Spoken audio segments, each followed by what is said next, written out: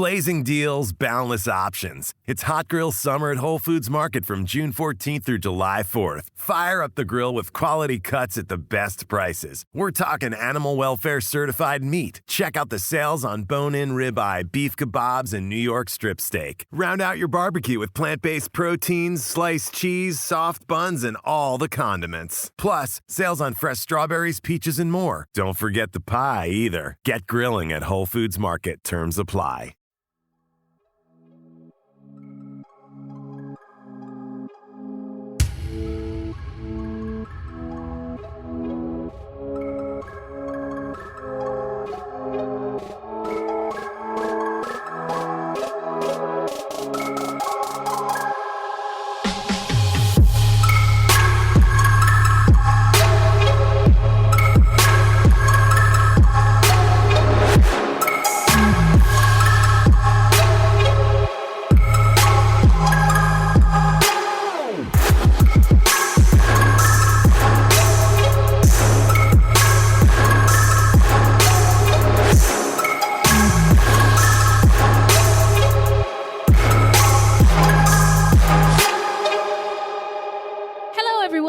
It's me, Wendy and Beth. She's over there. Hello. Thanks for tuning in. Fruitloops is a podcast about true crimes committed by people of color and those who are othered and the victims, because contrary to popular belief, not all serial killers are straight, cisgender white dudes. What? And these crimes, you're not going to believe this, rarely get any public attention because the news is racist, allegedly. However, we have a little announcement for y'all. We are going to go on break, getting some rest so we can recharge while cooking up some fire-ass true crime content for your ear holes when we return later this summer. In the meantime, we didn't want to leave you without something to listen to from our Pod Pal partners on the Evergreen Podcast Network. So, enjoy your prides, your Juneteenths, Yeah. that one holiday that rhymes with the splorth of Spewly, and your Gemini and Cancer seasons. We will be back at the end of July 2023. In January of 2020, Bloomberg City Lab published an article about a new study from Pittsburgh researchers naming the best and worst cities for Black women. Among cities with at least 100,000 Black women, Cleveland came in dead last in terms of livability. In this city, with a nearly 50% Black population, this news drops like a bomb. And reactions were mixed. Do you think Cleveland is really the worst for Black women? And what do you say? I say... It depends on the person I ask. When I dropped it in one of my Black girl group chats, the emojis were just eye rolls. I'm not surprised. Not even a little. It's heartbreaking and also embarrassing. Is it like this everywhere? Is it me? This city will make or break you. City of Black women that are looking around at their outcomes, their future, their past, and saying, this city makes me anxious. If anybody's out there listening in Cleveland, please get out. On Living for We talked to Cleveland's Black women from all walks of life, from the CEO of one of our major healthcare systems to self-starting entrepreneurs, judges, lawyers, doctors, artists, students, and mothers who've experienced loss. We share stories from these women as change makers and architects of their own futures, celebrating their victories, challenges, and personal growth along the way. So, is it really true what they say?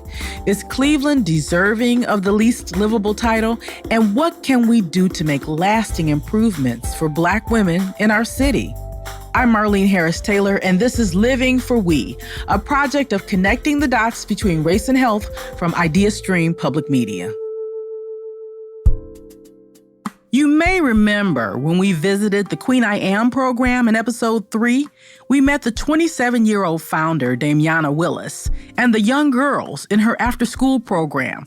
It took us a while to realize that one of the spunkiest girls was Damiana's daughter, Kylie. I might live in Cleveland and then I might move to Chicago because once I was younger, I think I was 5. Yeah, I was 5 and I was dancing and then I saw this lady. She saw me dancing to the music and she gave me a Sonic movie.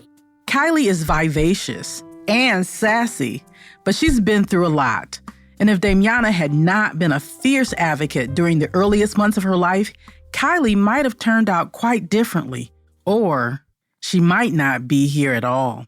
I was a young mom, and she would sweat and like pants. And me being young, I'm thinking like, well, it's hot, so I would like cool her off or put cold compresses on her. And like, I'm thinking because it's the summertime. She was 5 months and very small, and she couldn't finish her bottle. And I would take her back and forth to Metro. I would take her back and forth to different doctors, and they'll say, she has asthma. They thought at the time Yes. it was asthma. And how many different doctors told you it was asthma? It was 6 different doctors told me it was asthma. I would go, and they would send me home, and then I would come back the same day. Because I'm like, something is wrong with this baby. Like, she's panting. I would watch her when she was asleep. You can see her chest moving up and down. I would come back, and they'd probably be like, she's back. And they would keep me overnight for one night. Same thing, checking her lungs, giving her a breathing machine. And I'm like, nothing is changing. Like, it's the same thing. And I would kind of get offended when people would say, to make comments about how small she was. And at that time, I'm just thinking like, well, I'm giving her the breathing machine. I'm putting the different medication they're telling me to do. And they will be just real passive-aggressive. And they will ask me, are you using the things we're giving you? Are you doing the steps that we're telling you to take? And I'm like, I am. Something is wrong with my baby. So they were insinuating that you were not doing what I was supposed to be doing. I felt like they would speak these really large terms on purpose. I feel like they would be real big with the vocab. And sometimes me, honestly, being intimidated and not knowing, should I ask what that means? Or should I just wait till it's on paper so I can research a little bit more? Like, I didn't feel comfortable enough in that space to ask them, what did this really mean? So I would take it upon myself after we get our discharge papers to go home and research the paper or research the things that they will put on there. After I left Metro and went to UH, and there was a new graduate, it was a woman who mentioned to me, I want to take a look at her heart. And I'm looking at her like, who heart? Like, you want to look at my baby's heart? And so she was like, they usually don't do walk-ins, but you can call. I'll give you a referral and you'll call. And I just looked at her and I said, I'm not going nowhere. Like, I'm not. If you think something's wrong with my baby heart, now this is a new thing. That was news to you. Yeah, like I was like, up to then it had been about her the lungs. Yeah. I mean, at least she was trying to look at something different, right? So I'm sure you were appreciative of that. Today she was like, well, they seem not to be busy today. You can go on up. And so we went up and we were there for about 4 hours. They did an EKG, they did an echo on her heart, and the doctor came in, and this doctor was a woman of color. And she came in and she said, your questions and what you thought was wrong with your baby, or you didn't know what it was, but something is wrong. And she was explaining to me, and honestly, Miss Marlene, it was like, no, I didn't hear any of that because I was so caught up on, like, one, you have to cut my little baby's chest open and go inside her heart. And then 2, I'm just like, what is going on? Like, I came in, like, this all just feels too real for me. And I don't know. Scary, I'm scary, sure. yes. And I'm like, once again, they see me as a mother, a single Black mother. I'm just like, I am nervous. I am scared. And so she was explaining to me that we are going to have to put her to sleep. And we are going to have to go in because the left side, her left artery is not properly connected. So her panting is because only one side of her heart is pumping correctly. The other is something called alpaca. And so they was like, we need to take the artery, it grown in the wrong place. We need to take it off where it is and put it where it's supposed to have grown. We're going to take you up to, you're going to the heart cardiologist. So they admitted her immediately? Yeah, immediately. Wow. And so I called my mom and was telling her, like, I need you to bring clothes. But this woman, I would say Dr. Plummer, was the first doctor that allowed me to feel seen. Some nurses were a little more rough than others. And it was the white nurses. They with a 5-month-old baby? Put it in her arm. Oh, that's not the right place. Pull it out. It was just like, I was panicking. I was really, but honestly, I was so caught up in, what if they won't treat my baby? Or if I'm not nice and kind, will they not be nice and kind to her? But I stayed the whole time. So we were in the hospital from August. We were released in October. So what I'm hearing you say is you felt like you couldn't be a total advocate for your baby because you were afraid that they might perceive you as coming off the wrong way. Being angry or being, like a better word, ghetto. Being someone that, I don't know what I'm talking about, or like, being frantic or just like not being able to control my emotions, even though I was emotional. So when they took her for surgery, we were in the waiting room and it was like, okay, it's time for Kylie to go back. And she just looked at me and I looked at her and I said, okay, mama, like, you gotta go back. That honestly was the scariest point of my life. Like, this little baby just came in my life. And just to hear and to see and to know that she's back. And they put her to sleep and everything, but I felt like she was alone. I felt like I needed to be there, and I felt like, oh man, did I do the right thing? I also felt very like, why me? Like, why my baby? I wanted to know why. But she was always such a high-spirit baby. She was always a laugher. She was always full of joy. I'm over here, everybody. All right, Wendy. Hello. Despite it all, Kylie made it and is here sharing her light with all of us. However, if she hadn't made it past her first birthday, Kylie would have been another tragic addition to Cleveland's abysmal infant mortality rates. A child dying after they've taken their first breath and before they've reached their first birthday is what counts towards those infant mortality numbers. According to First Year Cleveland, a nonprofit which studies the issue, in 2020, Cuyahoga County had one of the highest infant death rates in the country. And for every white baby that died before their first birthday, nearly 6 Black babies died in Cleveland. It's just one of the many factors that contributed to Cleveland's least livable title. But it's an especially disturbing reality, especially in a city with so-called world-class healthcare. As we begin our 2 episodes on healthcare, it's a subject we need to tackle. What's some advice you would give to people who might be listening to this who are part of the system, the nurses, the doctors? Yeah. You know, it's not unique to Metro. It's not unique to UH. You know, it's part of the system. Mm-hmm. What would you say to them as the solutions so that other mothers like you don't have to go through this again? I would definitely tell them, listen. Listen without immediately having a response. Listen and being able to think of all the different solutions. Not just, oh, this is what it looks like, so that's what it is. It maybe could be this, or it maybe can be that. And I would say also, speak with people with genuine, I want to help you. Like, you came here and you entrusted in me to help you, and I want to help you. And I want you to know that I'm going to do whatever I can do to help you.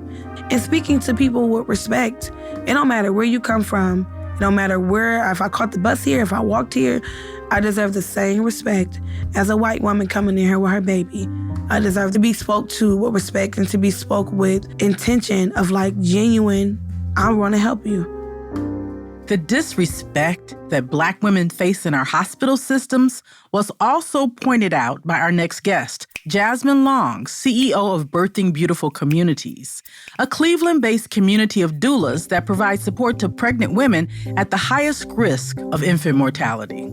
African-American women who have a master's level degree are more likely to lose their baby than white women who have no high school diploma. And it's because when we go into some of these systems, we're not treated with respect. We're spoken to with slang words. We're asked things such as, oh, where's your baby daddy? As a way for medical people to sometimes think that they're going to make a connection with you. Oh, okay. And so I'm going to go in here and connect with her. I'm going to be like, what's up, girl? Where's your baby daddy? That's exactly what it is. It sounds like a really corny 70s sitcom or something. And you imagine yourself a professional Black woman who has maybe just worked and took off to come to a doctor's appointment for a check-in without your husband, and you have somebody say that to you.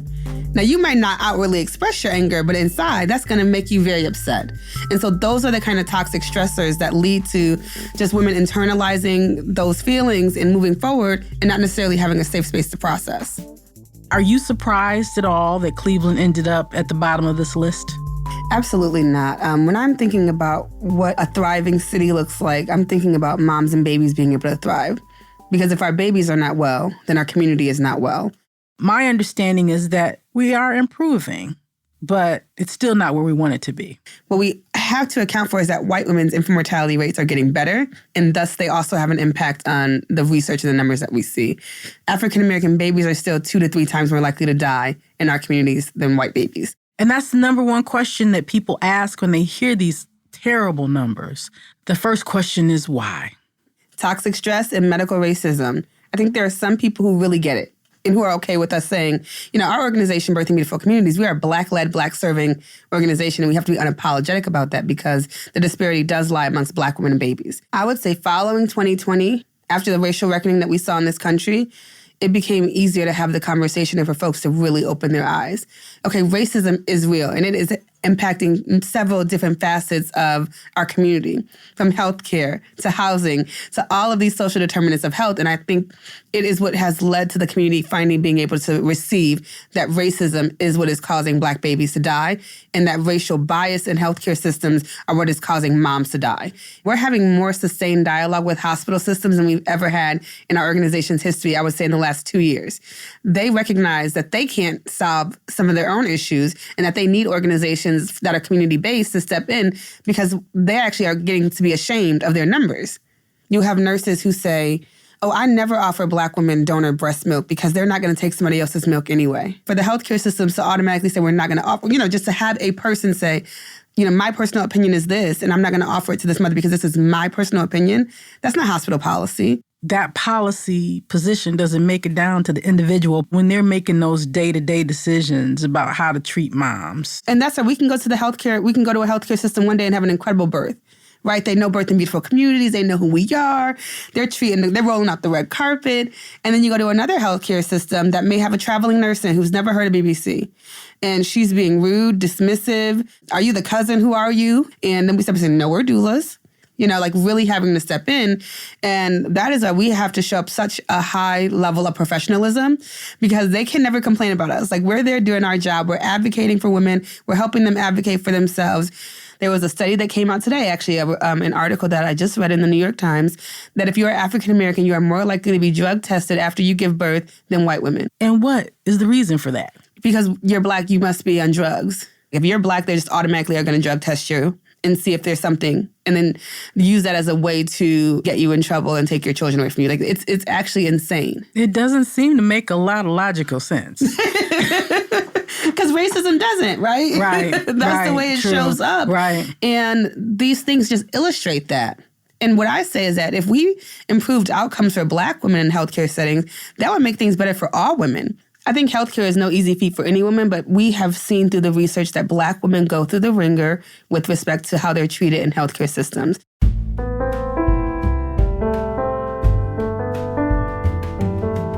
It was probably the late 80s, which dates me a bit. This is Betty Halliburton, a freelance health reporter and producer here in Cleveland.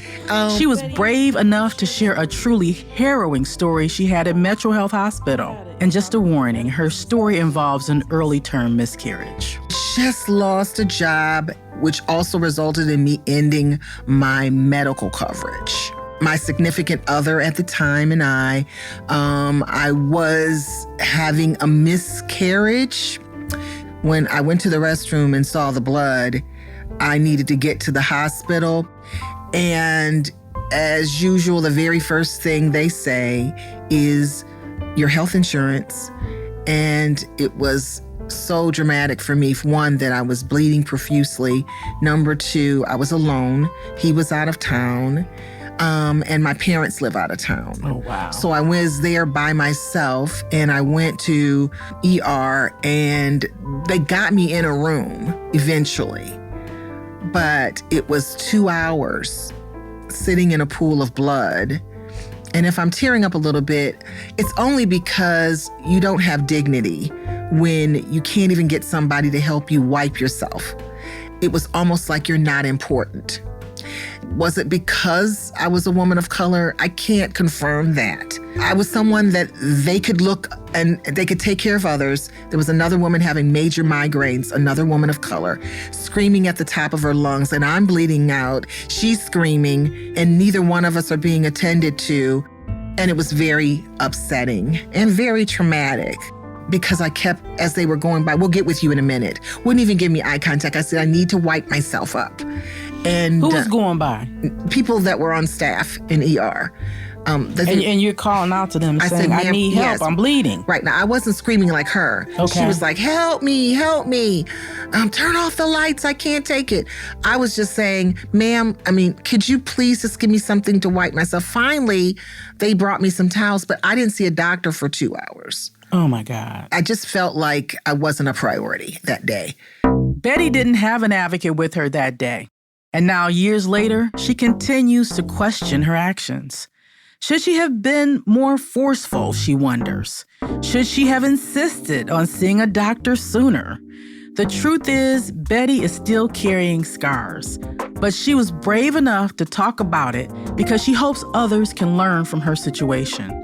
But why does it have to be a potentially fatal situation for Black women in health emergencies who don't have an advocate? Jasmine from Birthing Beautiful Communities says she believes that hospitals know who their bad actors are, which members of their staff are biased and short-sighted, because she herself has named names to hospital administrators.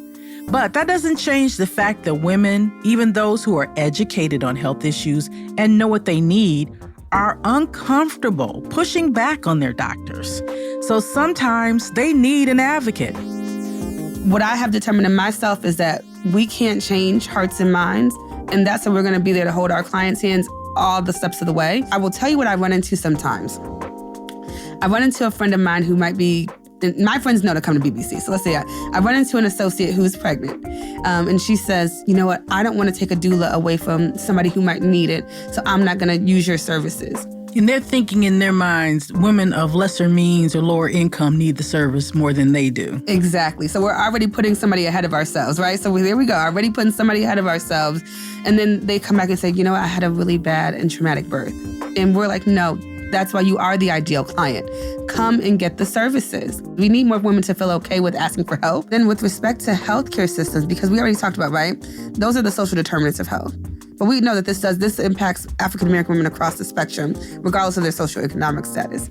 What I want to see is that healthcare systems are focusing on anti-racist trainings, and that's also happening in medical school, because we still see some of the textbooks that are being used indicate that African-Americans feel less pain than white people to this day. I cannot believe that is still in textbooks. I've heard stories of that, and I always thought, oh, well, they were teaching that 30 years ago. But you're saying that's in textbooks That's happening today. Right now.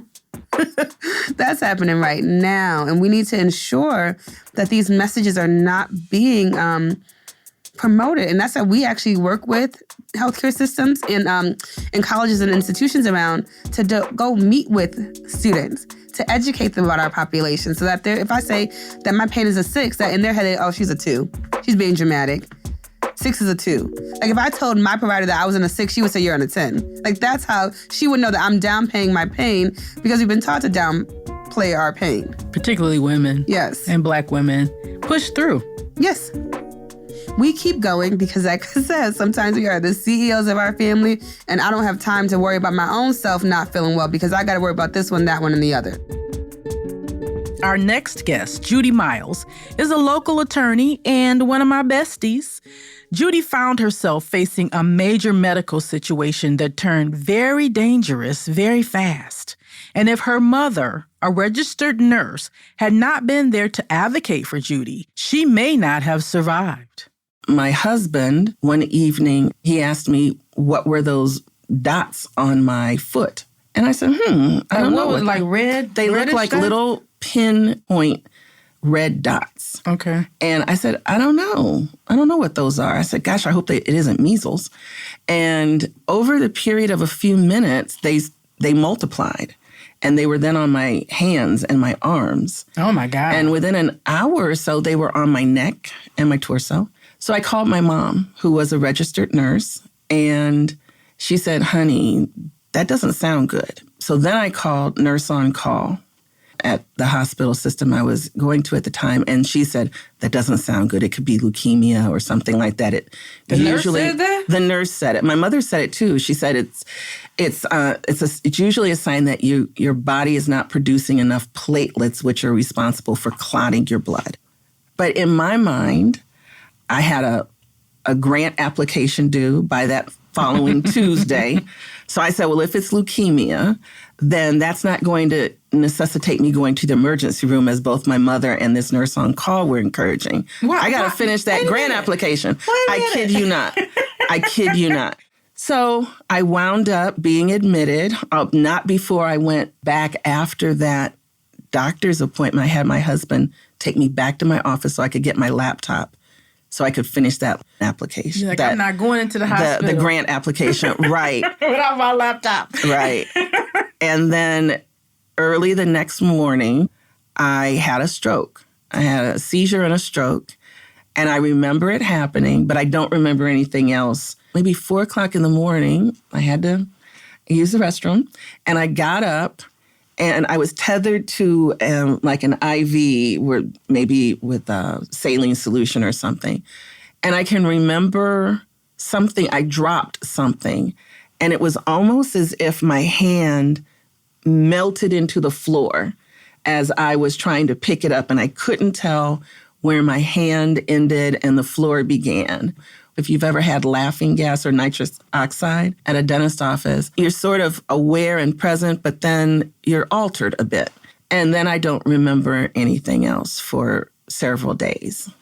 So did you fall on the floor? I fell on the floor and somebody found me when they were doing a regular vitals check.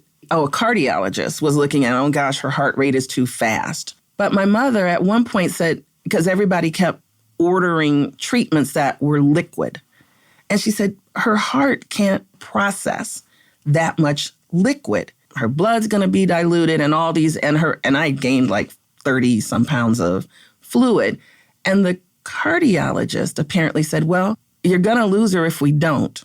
So we may as well try it because this is all we have to do. My mother then went to a nurse in charge and said, I need to talk to you because they're going to kill my daughter. And the nurse understood. And she said, well, let me call, I don't know if it was a hematologist or somebody, to get them to do these treatments over a longer period of time. And that made all the difference. Thank God your mother was there, who is a nurse. Right. Do you think they listened to her? They did not. That doctor did not listen to her. But the nurse that she went and got was listened to by a doctor in the hospital. After I had the stroke and I came to, she said, everybody was saying, oh, Judy, we thought we lost you. We thought we lost you. The doctors would come in and say, you were about as close to death as any patient we've had. My friend Judy is alive today partly because her mother was a fierce advocate for her. And we heard from all the guests about how some in the medical system didn't listen or at times didn't even respect them in these life and death situations. And to be totally transparent, there were many other women who wanted to share their stories, but were concerned they might face retaliation from their doctors or hospital systems. Chi-Chi and Bethany, our researchers from Project Noir, say they heard many stories from the Black women who responded to their survey about how they were treated in medical settings, and it wasn't pretty. They say it's not just a problem of bad clinicians. They say our medical system needs an overhaul. The feeling is valid that you feel like you need an advocate there. More than an advocate, you need to lead with a title.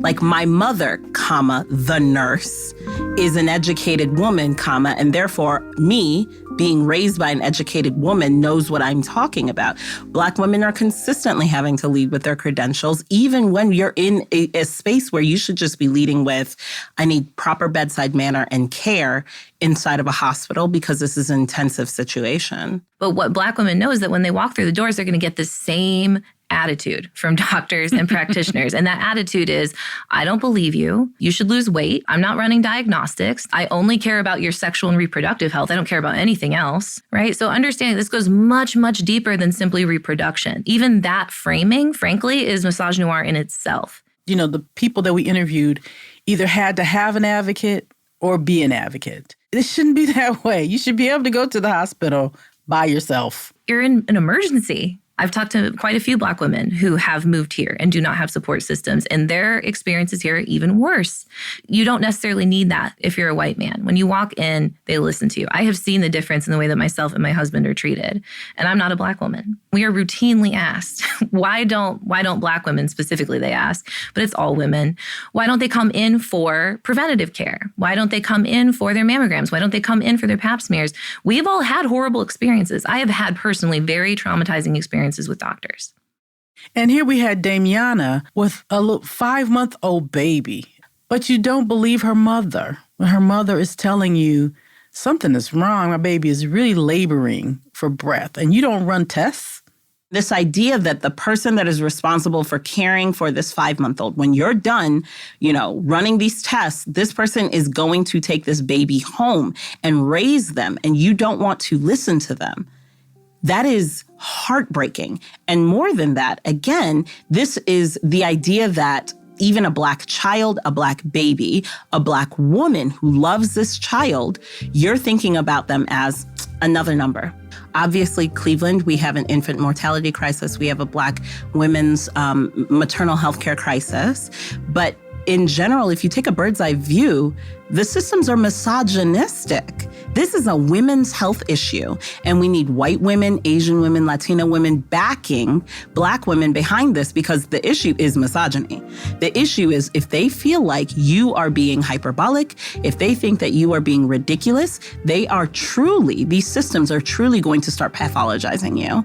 And more than that, they're not going to believe women at all without having an advocate, without leading with your credentials. They're just not going to believe you.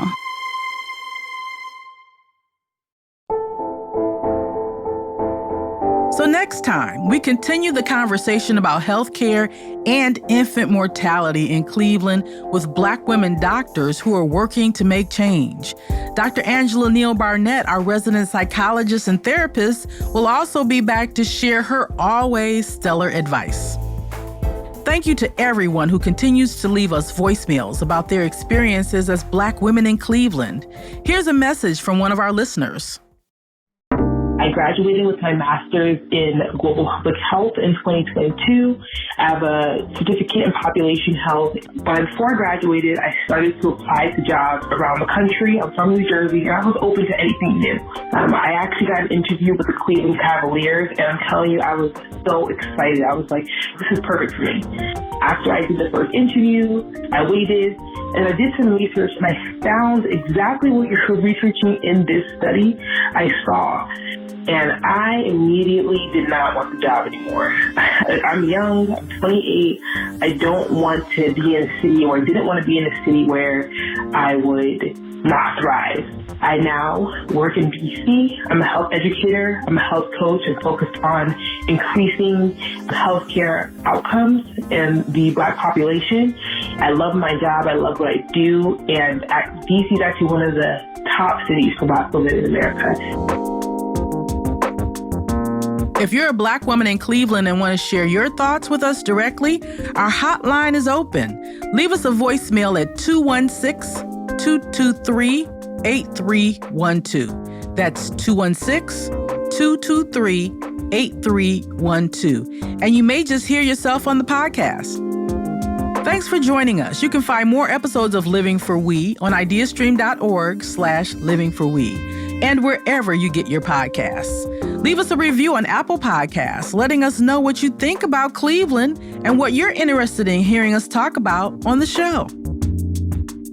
Living for We is part of the Connecting the Dots Between Race and Health initiative from IdeaStream Public Media, produced by Evergreen Podcasts and made possible by generous support from the Dr. Donald J. Goodman and Ruth Weber Goodman Philanthropic Fund of the Cleveland Foundation. The Living for We team includes myself, Marlene Harris Taylor, host and executive producer, Hannah Ray Leach, our lead producer, and Hey Fran Hay as producer and creative director. Chichi and Kimra and Bethany Studenik of Enlightened Solutions are our researchers, data analysts, and community partners. We get production help from Stephanie Chekalinsky.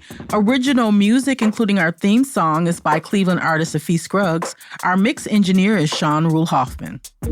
We'll see you soon. Well, that's it, folks. We really hope that you enjoyed that. Check out evergreenpodcast.com to find out more about today's feature and subscribe. Where can the people find us, Beth? Our website is fruitloopspod.com, and we use Fruit Loops Pod for all of our social media. The footnotes for each episode can be found on our website. Plus, check it out for the different ways that you can support the show and become a Fruit Loops patron. You can also support us by supporting our sponsors or by giving us a 5-star review. 5 stars only, please.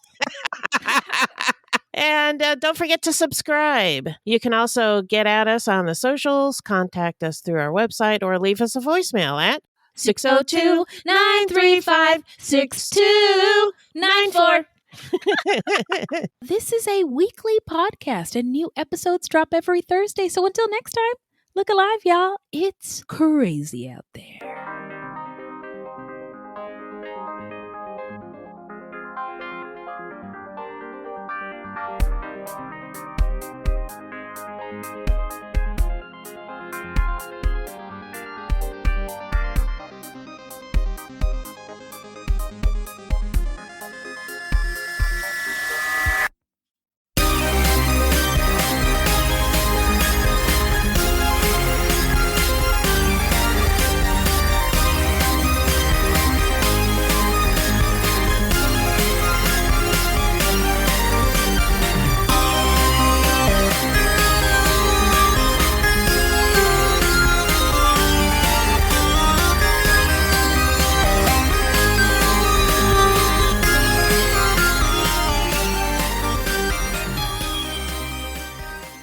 Hello, this is Gary Chahot welcoming you to check out the French History Podcast.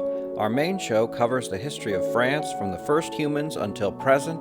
If you liked Mike Duncan's The History of Rome and wanted a similar program covering the land of beauty, culture, and love, we are exactly that. We also host world-renowned scholars who have delivered guest episodes on their specialties, including 18th century pirates, revolutionary booksellers in 20th century Paris, the special friendship between the Marquis de Lafayette and Thomas Jefferson, and numerous others. Learn what you love and listen to the French History Podcast today.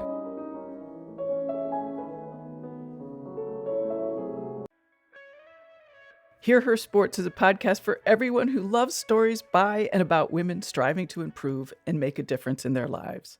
I am your host, Elizabeth Emery, a former professional cyclist. In every episode, I introduce a female athlete or woman in the business of sport through a thoughtful conversation about who they are and the terrific work they're doing. My guests and I explore the glorious and frustrating issues in sports, history, equity, training, nutrition, and so much more. Join us for inspiration, for community, and for love of being a strong, athletic woman.